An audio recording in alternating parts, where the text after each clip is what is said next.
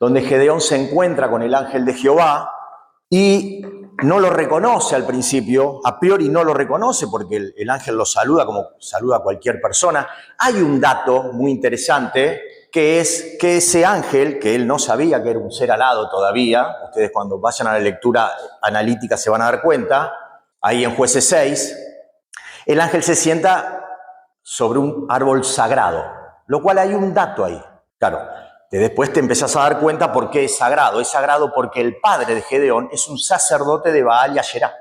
Ese árbol que es sagrado para esos dioses paganos es donde el ángel empieza su ministerio. Es impresionante, todos los detalles que tiene esta narrativa. Eso yo ya lo había explicado y habíamos quedado acá, que también lo expliqué, siempre en el capítulo 6, del 25 al 32. ¿Cuál es la diferencia? Acá, lo cuento someramente, resumidamente, Gedeón, hablando con el ángel, él construye lo que se llamó un altar de paz. Corta la escena y empieza esta escena donde esa misma noche el Señor habla con Gedeón. O sea, primero viene la reconciliación. Por eso el altar que Gedeón levanta en los versículos anteriores se llamó Jehová es mi paz, que era un altar de paz. ¿Recuerdan? Por eso les pedí nuevamente que lean el capítulo 6. Acá es diferente, no lo voy a volver a repetir, pero sí quiero tomar algunas cositas muy interesantes. Este altar, el altar del capítulo 6, de donde el Señor le dice a Gedeón, teóricamente esa misma noche, que le levante un altar, tiene una particularidad, en realidad tiene varias particularidades. ¿Cuál es? La primera y la más clara es, toma 2 toros de tu padre y derriba los altares de ¿quién? De Baal y de Asherá. O sea, el primer dato que tengo que tener en cuenta es que Dios le manda a Gedeón a hacer esta labor. Gedeón ya lo había hecho por propia voluntad, él había hecho un sacrificio. ¿Se acuerdan cuando él le había dicho al ángel, dame una señal, espera acá que yo voy, preparo todo, parafraseándolo un poco a Gedeón, y vuelvo? Y eso sucedió. Acá no, acá Dios lo llama a Gedeón y le dice, quiero que hagas esto, quiero que destruyas, quiero que tomes 2 toros, con esos 2 toros quiero que destruyas los 2 altares paganos y con la madera de la imagen de Asherá quiero que me la uses de leño, porque es un sacrificio también de 2 toros, es un holocausto. Esa es la primera particularidad. La segunda está en dónde va a ser el altar. ¿Dónde va a ser el altar? El altar va a ser ¿en dónde? En un lugar alto. No solamente para que se vea, sino porque esto también tiene otro significado que ahora vamos a ver. ¿Qué otra característica más tiene esto? ¿Encuentran alguna otra característica más en base a lo que estuvimos viendo? Es un altar que Dios se lo manda a hacer. Es un altar que tiene características particulares, porque primero, ¿qué necesito? Que 2 bestias de fuerza, de carga, lo derriben, lo cual eso habla ¿de qué? De lo inmenso que eran estos dos monumentos. Con la imagen de Asherá ya destruida, usámela de leño para cuando quemes los toros. Como son 2 toros, y acá viene lo que yo le estaba preguntando recién, que evidentemente no me expliqué bien la clase pasada, por eso lo vuelvo a repetir. Al usar 2 bestias de carga para destrozar el altar, le está diciendo, destruí primero lo profano para construir lo sagrado. Destruí lo profano, por eso son los 2 toros, destruí el altar, los 2 altares, y construí. Que aquellos que recuerdan clases atrás específicamente sobre el libro de Josué, la conquista es eso. ¿Yo qué hago? Tengo que destruir lo profano para construir un territorio sagrado. Esto es lo mismo. ¿Me siguen? Esto es lo mismo. Por eso tiene características particulares. Gedeón lo hace, obviamente, lo hace de noche y ayudado por 10 siervos, que ya había explicado ese número 10 qué significa. Pero por sobre todas las cosas, más allá de que acá, ¿qué hay? Hay sacrificio de 2 toros, lo cual habla de ¿qué? Uno por los 7 años de Israel de opresión y lo otro ¿qué? Por la purificación de Gedeón y su familia. Una vez que hubo paz, ahora hay que purificar. Que fue lo mismo, con las diferencias lógicas de un Josué, que hizo Josué con el pueblo. Antes de ir a la batalla, la primera que fue Jericó, Josué tuvo que purificar al pueblo, porque esta conquista es ¿qué? Espiritual. Yo no puedo conquistar nada espiritualmente si no, primero estoy en paz con Dios y luego me purifico. Yo lo había explicado con Jesús y con el bautismo, la clase anterior. Alguno que me diga, sí, lo recuerdo. ¿Lo recuerdan? Bien. Esto es lo mismo. Pero por sobre todas las cosas, acá ¿qué hay en ese altar? En este altar hay victoria. Destrozo lo profano, pongo en alto el altar de Dios, a Dios, y declaro victoria. Este altar es un altar de victoria. Entonces, ¿se dan cuenta cómo va el proceso? No solamente el proceso de purificación, sino el proceso que tiene Dios ¿con quién? Con Gedeón. Lo va llevando de la mano a este muchacho. Primero le habla, ¿sí? Él recuerdan que tiene esa conversación de lamento y de reproche. ¿Dónde está aquel Dios que mis padres me contaron que nos sacó de Egipto? Y de a poco lo va llevando, lo va enfocando a Gedeón, donde Dios quiere que él se enfoque. ¿Sí? Bien. Después pasa todo esto, entréganos a tu hijo, yo ya lo expliqué. El padre, increíblemente, como sacerdote de Baal, sabiendo que Baal no iba a hacer absolutamente nada, diciendo, perfecto, si Baal es un Dios, que él se defienda. Se lo estoy parafraseando acá en el versículo 31 y 32. Por eso a él le cambian el nombre después y le ponen Jerubal. ¿Esto está claro? Está claro. Bien. Mientras todo esto pasaba, en el versículo 33 de Jueces 6, los madianitas, los amalecitas y esta tribu nómade del norte acampan no muy lejos de Siquén, en lo que se llama el Valle de Jezreel. Van, ¿qué? Se van aliando, van formando filas. Hasta acá fácil. Van formando filas porque obviamente va a venir esa batalla, en algún momento va a venir.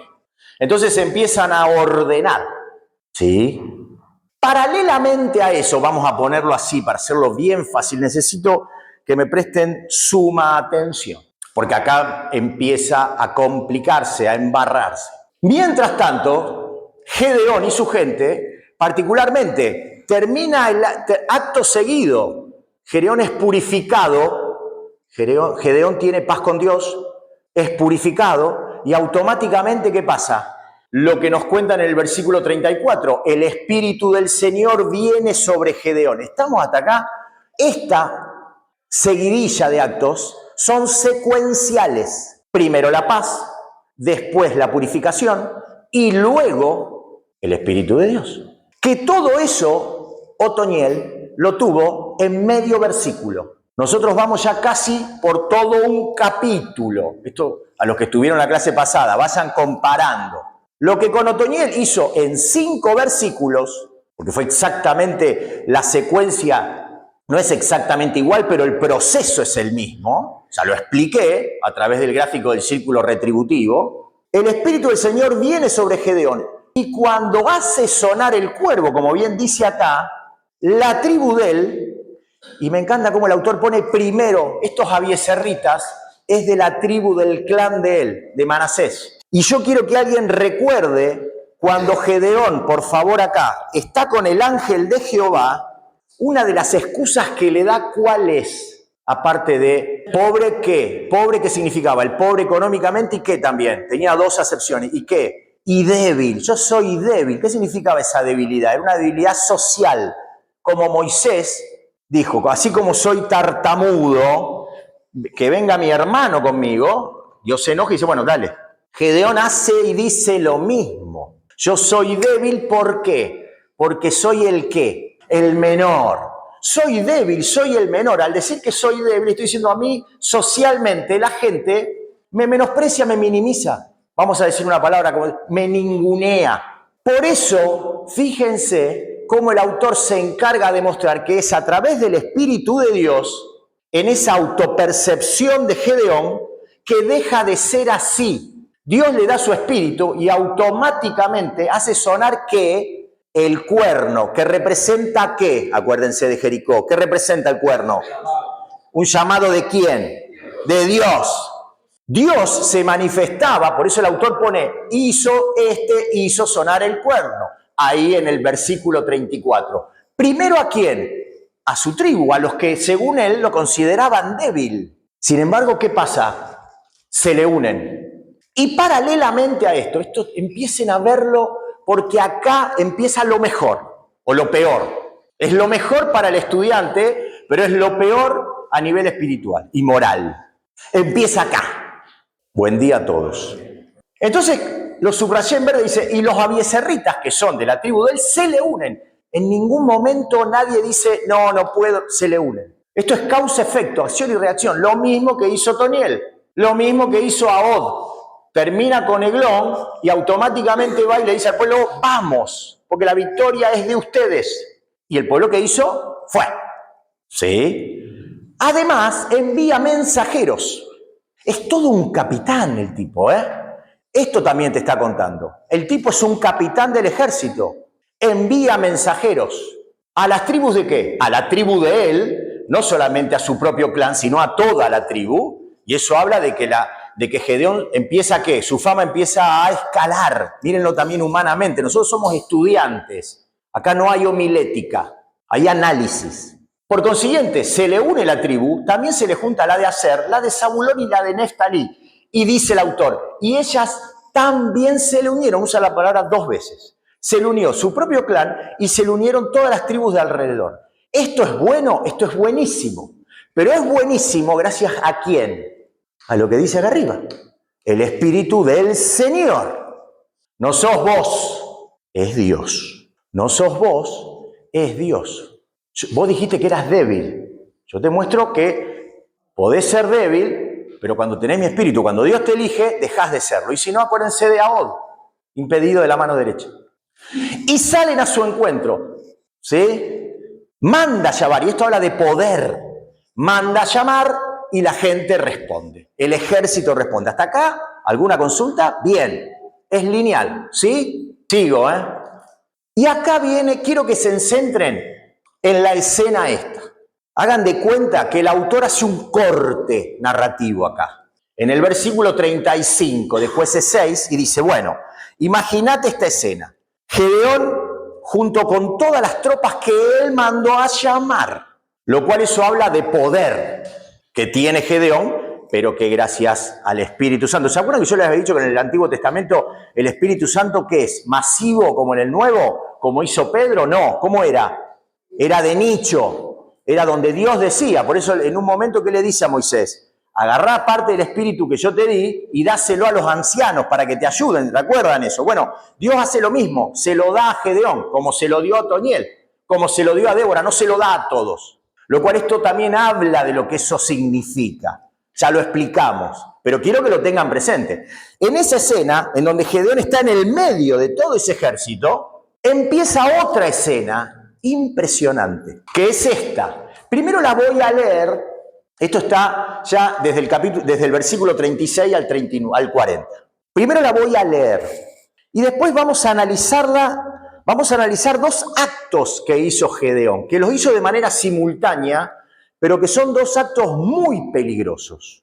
Repito, yo tengo que analizarlos separadamente por una cuestión que sea fácil para explicarme y para entender, pero que son 2 actos que van de la mano, porque fue el mismo personaje, con el único protagonista que es Dios, y a la vez son actos muy peligrosos, muy peligrosos. Por eso Pablo repite siempre, cuidado porque esto es una espada de doble filo. Cuando empezás a escudriñar, cuando empezás a escarbar, empiezan a salir tesoros que te confrontan. Ahora vamos a ver. Versículo 36. Y Gedeón dijo a Dios, aquel que quiera seguir con la Biblia, sígalo. Si has de salvar a Israel por mi mano, fíjense cómo empieza a ponerse en esa ecuación. Esto está expuesto delante de todo el ejército. Esto no es en forma privada. Esto está dado delante de todas las 3 tribus, más su propio clan, un montón de gente. Después tendría que saber qué cantidad de gente, en base a las distintas purgadas que después hace Dios con el ejército. Pero estamos hablando de mucha gente. He aquí, versículo 37, yo pondré un vellón de lana en la era, que es donde se sacude el trigo, y si el rocío estuviera en el vellón solamente, quedando seca toda la otra tierra, entonces entenderé que salvarás a Israel por mi mano. Otra vez en la ecuación. ¿Cómo lo has dicho? Repite 2 veces. Mi mano, como lo has dicho, versículo 36. Mi mano, como lo has dicho, versículo 37. El autor lo pone 2 veces. Y aconteció así. Pues cuando se levantó de mañana, exprimió el vellón y sacó de él el rocío, un tazón lleno de agua. Sigo leyendo. Versículo 39. Mas Gedeón dijo a Dios, no se encienda tu ira contra mí. Algo sabía Gedeón. Si aún hablar esta vez, punto y coma, solamente probaré otra vez, significa que antes hizo lo mismo, vamos, se está entendiendo, con el vellón. Te ruego que solamente el vellón quede seco y el rocío sobre la tierra.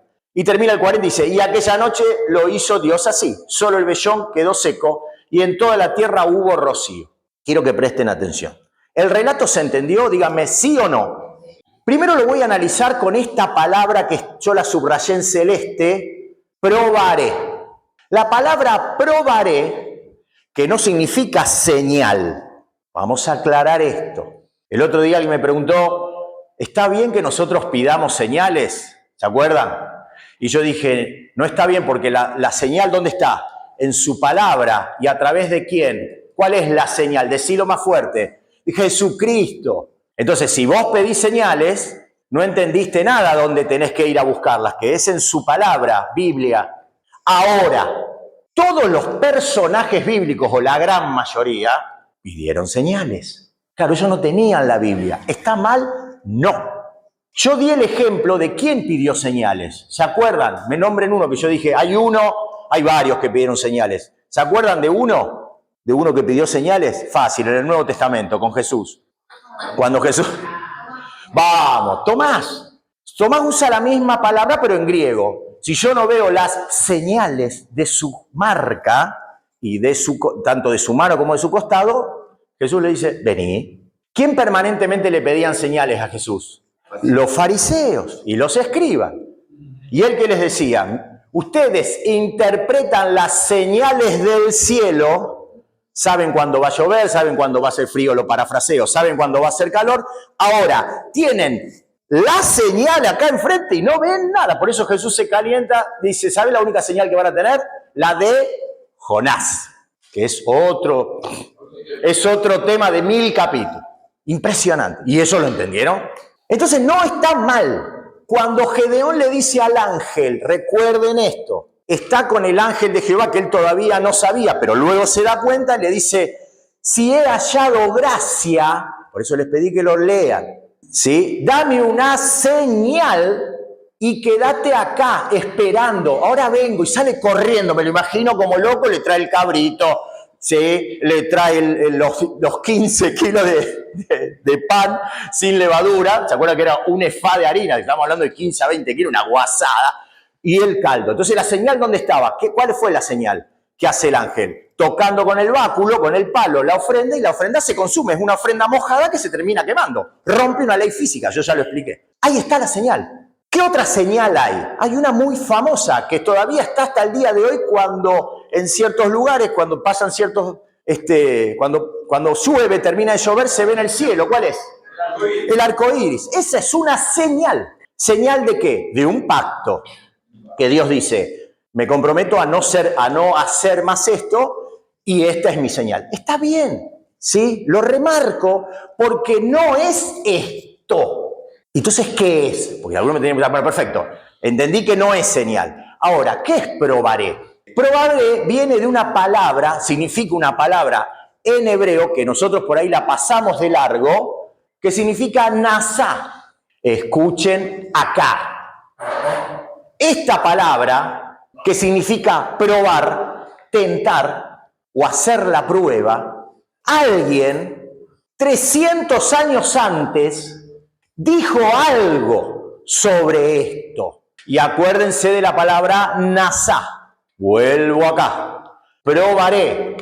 Nasá. Hagan de cuenta que dice, no se encienda tu ira, si a no hablar esta vez solamente nasá, ahora otra vez. Nasá, nasá. ¿Sí?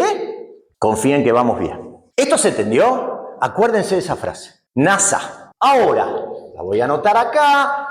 ¿Qué dijo Moisés 300 años antes? En Deuteronomio 6:16, Moisés, en estos 60 días en donde él le predica al pueblo, los exhorta. Muchachos, a mí la vida se me termina, pero yo quiero contarles algo, quiero decirles algo. Entre todas las cosas que le dice, que son esos 3 impresionantes discursos ahí en Deuteronomio, les dice, no tentarán al Señor su Dios, como lo hicieron en Nazá, que se puede escribir Masá. Es lo mismo.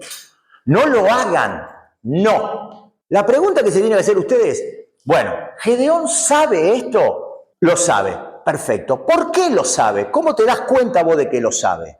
Cuando habla con el profeta, cuando el profeta viene, dice lo que dice, el pueblo entiende y después viene el ángel y le dice, varón esforzado y valiente, y él empieza diciendo, y si Dios, que ¿dónde está Dios? Que nuestros padres nos contaron que aquellos portentos cuando nos sacó de Egipto, ¿se acuerdan? Ahí en Jueces 6, cuando empieza Jueces 6.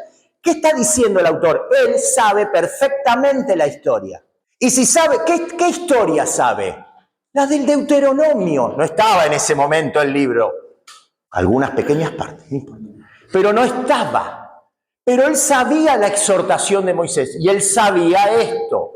Primera condición. Por eso dije, estoy contando dos cosas que son sumamente peligrosas. Porque una cosa, y lo dije un día, inocente, creo que lo charlábamos con vos, inocente nadie. Inocente acá nadie. Esto es lo que el autor te está diciendo. Cuidado, no le bajen el precio. Bien, él sabía perfectamente. Y su padre era yavista. Y yo dije acá mismo, vayan y averigüen el nombre de lo que significa su padre y se van a dar cuenta que en ese sincretismo pedorro que donde vivían todos, todo daba lo mismo. Por eso lo querían apedrear a Gedeón cuando les destruyó los altares de Aserá y de Baal. Porque estaban cumpliendo una ley de la Torá, una cosa demente, bizarra, habla de confusión total, donde todo es lo mismo. Y donde yo dije, cuidado con el sincretismo, porque es el peor mal que acarreó y acarrea a toda la humanidad. Y hoy está peor que nunca. Porque el mismo tipo que te dice, sí creo en Dios, es el mismo tipo que te camina 60 kilómetros. Y el mismo tipo que tiene la estatua al lado y el gato haciendo así con la manito derecha, para arriba, para abajo, para arriba, para abajo. Esto es esto, no es otro planeta. Esto es hoy, y somos nosotros. Vuelvo. Sabiendo que Moisés había dicho esto, él lo hace. Ahora, ¿qué pasó? Porque la pregunta que se tiene que hacer es, ¿qué pasó en Nazá? ¿Y si tuvo alguna consecuencia? Algo pasó en Nazá, porque si Moisés acá le está recordando, fíjense, no tentarán al Señor su Dios como lo hicieron. ¿Quiénes lo hicieron? La generación anterior a la que él estaba hablando. No esta misma generación, que tampoco es la generación de Gedeón, ¿se está entendiendo? Pero Moisés le está diciendo a esa generación que va a entrar en la tierra prometida, miren muchachos, hay una cosa que no tienen que hacer, no lo tienten a Dios, jamás, para que no pase lo que pasó en Nazá. ¿Alguno sabe qué pasó en Nazá? Es la misma palabra, Nazá, es la misma palabra. Ellos salieron del desierto, ahí en Éxodo, creo, en Éxodo 17, creo, ¿no? Si bien recuerdo, Éxodo 17, recuerdo bien. Salen del desierto de Sin, se van hasta Refidim y exactamente como vos bien dijiste, empiezan a tener sed. Y empiezan a tener sed y ¿qué pasa? Quiero agua, quiero agua, quiero agua, quiero flan, quiero agua, quiero agua, quiero agua. Danos agua, esto es imperativo, danos agua. ¿Queremos beber? Fíjense, ¿por qué se pelean, la palabra? ¿Por qué ponen a prueba al Señor? Pero el pueblo de Israel empieza a murmurar, como lo hizo una vez. Cuando tenían hambre, porque esto pasó lo mismo cuando tenían hambre y se empezaban a acordar de las grandes cacerolas de carne, que no sabemos de dónde pasó, que ellos comían hasta saciarse. Es una escena parecida, pero esta es la peor de todas. Eso va si busquen en Éxodo, pasó de todo en esos 40 años. Entonces Moisés le pide ayuda al Señor, muy bien. Y el Señor le dijo a Moisés, rápido, anda a la peña, toca con la vara con la que tocaste el río aquella vez en Egipto y va a salir el agua. ¿Hasta ahí? ¿Sí o no? ¿Salió el agua? Sí, salió el agua, o el milagro hubo. Ahora, ¿sí? ¿Se saciaron de la sed que tenía el pueblo? Sí, pero... Y Moisés lo hizo así, en presencia de los ancianos, llevó testigos a este evento. Y a ese lugar lo llamó Nazá. Vieron que en la Biblia el nombre marca todo. El nombre marca todo, sea de un sujeto o de un objeto. En la Biblia el autor le pone nombre. Cuando le pone nombre a un sujeto, está diciendo una cosa, como cuando no le pone nombre. Faraón, no sé quién es. Rey de Jericó, no sé quién es. Císara, destello. Barak, perdón, destello. Y acá Moisés le pone nombre ¿a qué? A un objeto, a un lugar. ¿Cómo lo llama? Nazá. Y lo explica el autor. Porque los hijos de Israel pusieron a prueba al Señor y también Meribá. Nasá por poner a prueba y Meribá ¿por qué? Porque discutieron con Dios. Cosa peligrosa. Cosa peligrosa. Que gracias a Jesús, 3 puntos suspensivos. Cosa peligrosa acá. ¿Cómo termina la historia? La cuenta el libro de Números. Escuchen. La cuenta el libro de Números. ¿Qué dice? Por cuanto no creísteis en mí, no meteréis esta congregación en la tierra que le he dado. Ahí, en Números 20, 12, 13. ¿Tuvo consecuencia? Tuvo consecuencia. Por eso Moisés, en el Deuteronomio, le dice a esa generación, miren que todas estas generaciones, sus abuelos, sus tíos, tal vez sus padres, no entraron por esto. No lo vuelvan a hacer, porque no es gratis.